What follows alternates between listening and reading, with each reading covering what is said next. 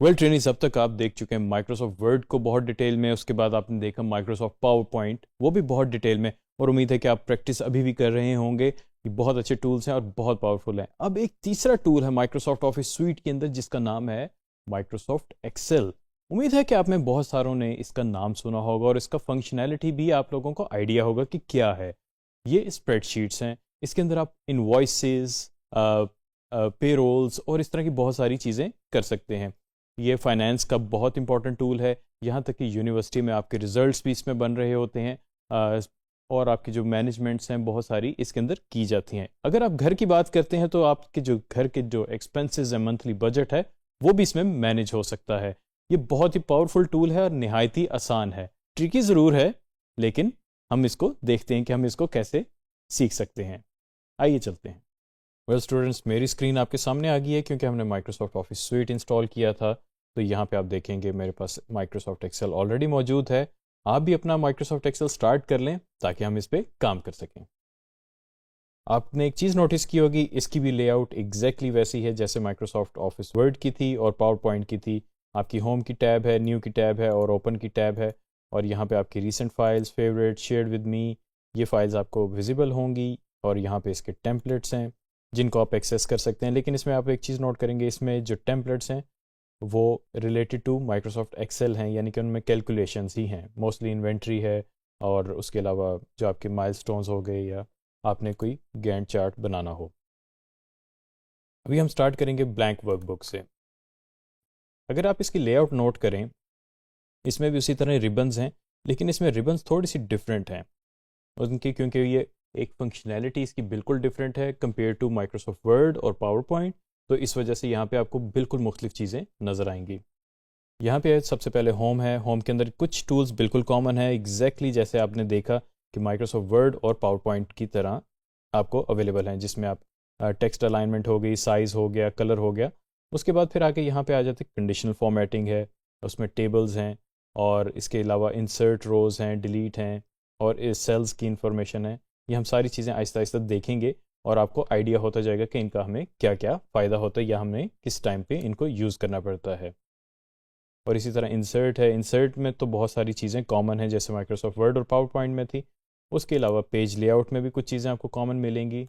उसके बाद चेंजेस यहाँ से आते हैं, जैसे फार्मूला है और इसमें क्योंकि फंक्शंस यूज़ होते हैं, फार्मूलाज यूज़ होते हैं या आप बनाते हैं अपने फार्मूलाज, तो उसकी टैब आपको मिल जाएगी। उसके अलावा डाटा की टैब है, यानी कि अगर आपकी शीट के अंदर डाटा आपने इन्वॉल्व किया हुआ है, एक्सटर्नल डाटा है या आपका बहुत ज़्यादा डाटा इसमें मौजूद है, तो उसको हम कैसे यूज़ कर सकते हैं या कैसे मैनेज कर सकते हैं। फिर रिव्यू है, जैसे हमने ऑलरेडी देख लिया हुआ है माइक्रोसॉफ्ट वर्ड के अंदर, और इसका व्यू, ऑटोमेट और हेल्प। खैर, अब हम आते हैं इसकी स्प्रेडशीट की तरफ। आप नोटिस करेंगे कि इधर यहाँ पे शीट 1 और प्लस लिखा हुआ है। इसके इंटरफेस में आपको ऑप्शन अवेलेबल होती है कि आप मल्टीपल शीट्स ऐड कर सकते हैं। तो मैं लिख देता हूँ शीट 1 ताकि आपको आइडिया हो जाए। और ये हमारे पास आ गई शीट 2।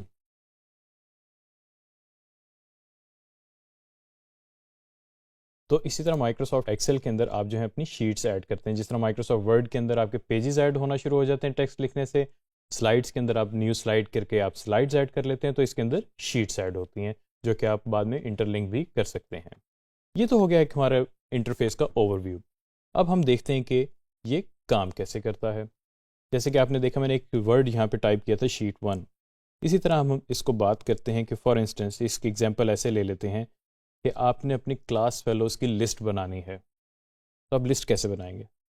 सबसे पहले हम लिख देते हैं, एक हेडिंग डालते हैं, सीरियल नंबर, नेम, ऑब्वियसली आपकी सेम क्लास है तो आप इसमें उनका डाल दें, किसी सब्जेक्ट का नाम लिख देते हैं कि जो उनका जिसका भी कोई क्विज़ हुआ है उसका नाम, और यहाँ पे हम लिख देते हैं स्कोर। यहाँ पे हम सीरियल नंबर इसमें मैंने टाइप किया। और फॉर इंस्टेंस आपकी क्लास में जो है 30 स्टूडेंट्स है, तो अगर मैं इस तरह 1 2 3 और टाइप करना शुरू कर दूँ तो ये तो बहुत ज़्यादा टाइम लगेगा। तो माइक्रोसॉफ्ट एक्सेल के अंदर एक हमारे पास छोटा सा फीचर है जो कि बहुत ज़्यादा कारआमद होता है। मैंने सीरीज़ को सिलेक्ट किया। अब इसमें सिलेक्ट करने के दो तरीके हैं, या तो मैं कीबोर्ड यूज़ करके शिफ्ट डाउन का बटन दबा दूँ, तो उससे ये सारे सिलेक्ट हो जाएंगे, या फिर मैं माउस पकड़ के इस पर ड्रैग कर लूँ सिंगल क्लिक के साथ, तो दोनों सूरतों में जो है मेरे पास सेल सेलेक्ट हो जाएंगे। आप नोटिस करेंगे यहाँ पे मेरे पास जो है एक छोटा सा डॉट बना हुआ है, इस पे मेरा कर्सर जो है चेंज हो जाता है। इस पे जब मैं क्लिक करके इसको ड्रैग करूँगा तो आप नोट करेंगे कि मेरे पास सीरीज़ बढ़ना शुरू हो गई है, और ये क्या किया, उसने अपना मैजिक दिखा दिया, उसने सीरीज़ कंप्लीट कर दी। तो ये टाइम सेविंग टेक्निक्स हैं, और भी इसमें बहुत सारी टेक्निक्स आपको मिल जाएंगी जो कि आप अप्लाई कर सकते हैं। फिलहाल फॉर द टाइम सेविंग मैं जो है इसको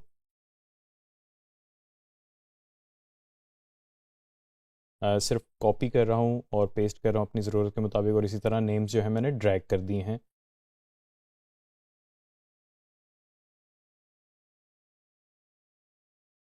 ये मैंने डिजिटल लिटरेसी का किया है। अब आप एक चीज़ नोट करेंगे, क्योंकि जहाँ पे हमने 1 2 3 4 लिखा हुआ था तो वो तो ड्रैग किया तो वो सीरीज़ आ गई।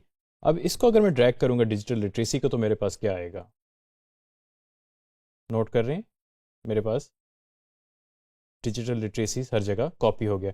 और अगर मैं चाहूँ तो मैं इस पर डबल क्लिक करके जो है वो भी ड्रैग कर सकता हूँ। तो मेरे पास बड़ी ऑप्शंस हैं जो कि आप डेफिनेटली एक्सप्लोर करते रहें तो आपको पता चलता जाएगा। इसी तरह हम आगे एंड में जो है स्कोर ऐड कर देते हैं रैंडम।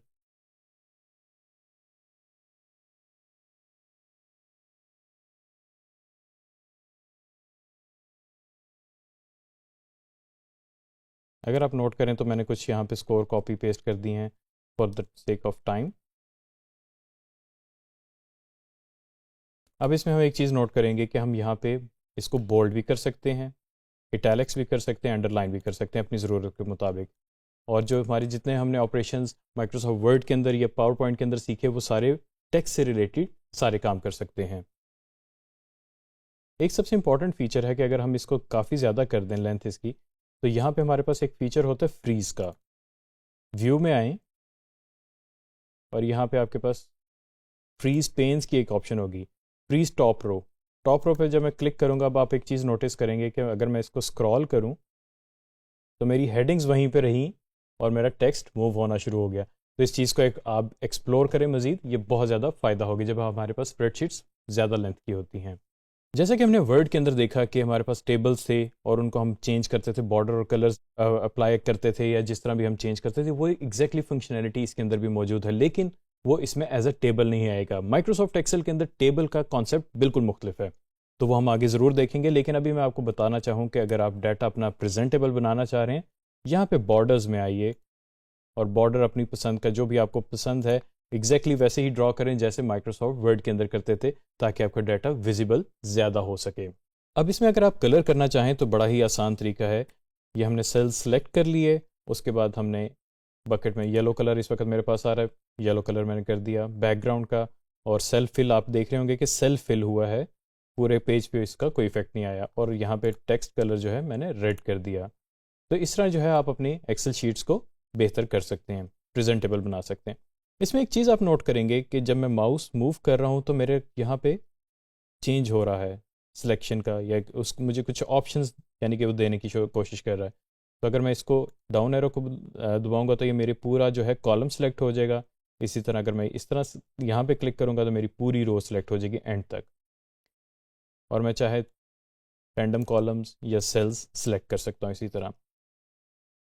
अगर मैं इसको ऑटो साइज करना चाहूँ, यहाँ पे आप देखेंगे इसका मतलब है कि मैं कॉलम की विड्थ जो है कम या ज़्यादा कर सकता हूँ। लेकिन मेरे पास एक बड़ी आसान सी टेक्निक है कि अगर मैं इस तरह का कर्सर बने और डबल क्लिक करूँ, वो ऑटोमेटिकली कॉलम विड्थ के मुताबिक आपका एडजस्ट कर देता है साइज़। जैसे कि आप देख रहे होंगे मैंने सबको मूव कर दिया। अब मैं सबको ऑटो भी कर सकता हूँ। ये मैं सबको सिलेक्ट किया कॉलम्स को, और यहाँ पे मैंने डबल क्लिक कर दिया। उसने जितनी कॉलम की लेंथ रिक्वायर्ड थी सबको ऑटोमेटिकली एडजस्ट कर दिया बड़े ही अच्छे तरीके से। इसी तरह आप जो है बेहतर से बेहतरीन फॉर्मेटिंग कर सकते हैं माइक्रोसॉफ्ट एक्सेल शीट्स के अंदर। वेल ट्रेनिंग्स, आज हमने देखा माइक्रोसॉफ्ट एक्सेल का ओवरव्यू कि माइक्रोसॉफ्ट एक्सेल को हमने यूज़ कैसे करना फ्यूचर में। एक चीज़ याद रखिएगा, ये बहुत इंपॉर्टेंट टूल है क्योंकि इस पर आप फ्रीलांसिंग भी कर सकते हैं। बहुत सारी फ्रीलांसिंग की जो है रिक्वेस्ट माइक्रोसॉफ्ट एक्सेल की शीट्स मैनेजमेंट की आती है, तो इस पर बहुत ज़्यादा फोकस रहें, ध्यान से सीखें, और ये बहुत ज़बरदस्त टूल है जो कि आपको बहुत ज़्यादा फ़ायदा देगा। Thank you very much.